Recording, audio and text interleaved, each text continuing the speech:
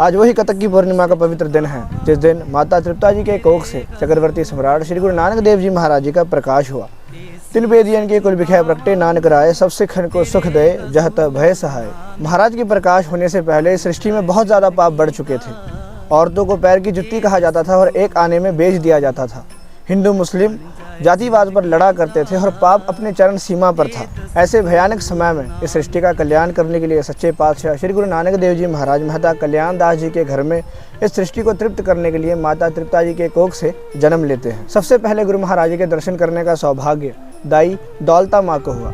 दाई दौलता माँ का कहना था कि आमतौर पर बच्चे बहुत ज़्यादा रोते हैं, पर सच्चे पातशाह श्री गुरु नानक देव जी महाराज मुस्कुरा रहे थे और उस वक्त बहुत ज़्यादा प्रकाश था। दाई माँ ने मेहता कल्याण दास जी से कहा कि आपके घर एक रब्बी रूह का जन्म हुआ है। मेहता कल्याण दास जी ने खुश होकर दाई माँ को भेंटा दी तो दाई माता ने उस भेंटा को लेने से मना कर दिया। दाई माँ ने जवाब देते हुए कहा कि इस रब्बी रूह के दर्शन करके ही मुझे सब कुछ प्राप्त हो गया है। उस वक़्त इस सृष्टि में पापों की धुंध छा गई थी। अंधकार और धुंध में यही फ़र्क होता है कि प्रकाश होने के बाद अंधकार हट जाता है, धुंध नहीं हटती।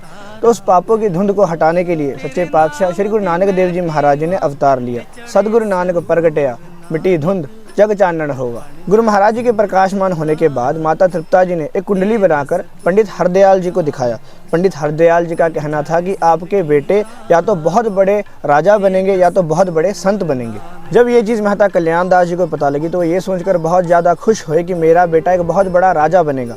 बट बीबी नानकी जी ने कह दिया कि ये राजा नहीं, ये बहुत बड़े संत बनेंगे, क्योंकि गुरु महाराज जी बचपन से ही बहुत कम बोला करते थे और जब बोलते तो बहुत ज़्यादा गहरे सवाल करते थे। कई लोगों को ये लगता है कि श्री गुरु नानक देव जी महाराज शस्त्रधारी नहीं थे, पर उन लोगों को ये जानना ज़रूरी है कि उस वक्त के राजा बाबर को श्री गुरु नानक देव जी महाराज जी ने जाबर कहा था और सच्चे पातशाह श्री गुरु नानक देव जी महाराज जी के वही शस्त्र आज भी पटना साहिब में सुशोभित है। और एक बहुत बड़ी बात, अगर आज खालसे पंथ के पास शस्त्र और शस्त्र विद्या है तो वो श्री गुरु नानक देव जी महाराज जी की कृपा से है। श्री गुरु नानक देव जी महाराज ने ही बाबा बुड्ढा साहब जी को शस्त्र विद्या सिखाई थी और वही शस्त्र विद्या बाबा बुड्ढा साहब जी ने श्री हरगोबिंद साहब जी को सिखाई और वही शस्त्र विद्या आज खालसा पंथ संभाल रहा है। और अगर आपको गुरु महाराज जी के स्वरूप के दर्शन करने हो तो बाबा अटल राय जी के गुरुद्वारे में गुरु महाराज जी के बहुत सारे पुराने स्वरूप हैं, आप वहाँ पर जाकर दर्शन कर सकते हो। आजकल के AI आर्ट्स और शोभा सिंह जैसे आर्ट्स पर हमको बिल्कुल भी विश्वास नहीं करना चाहिए। तो अखीर च बस इन्ना ही कहना चाहूँगा कि जब भी किसी महाराज जी का प्रकाश दिहाड़ा हुंदा है उस दिन स्टोरियां पाउण तो वधिया वध तो वध बाणी पढ़िया करो। गुरु महाराज जी तुहाडे ते किरपा करनगे।